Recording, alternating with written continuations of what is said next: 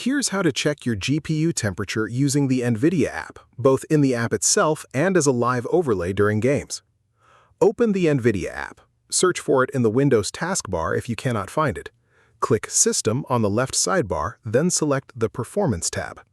You will see the Statistics section showing your current GPU temperature alongside other hardware metrics. To monitor temperature live during games, press Alt-R to open the Statistics overlay. It appears in the top left corner of your screen. If nothing appears, press Alt-Z to open the main Nvidia overlay. Click Statistics and change the view from Basic to Advanced or Custom. If using Custom, make sure the temperature toggle is enabled. Close the main overlay with Alt-Z, and the Statistics overlay will now be visible and can be toggled with Alt-R.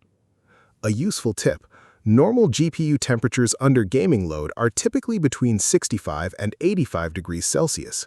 Consistently hitting above 90 degrees suggests you need to improve airflow, clean your PC of dust, or check that your GPU fan is spinning correctly.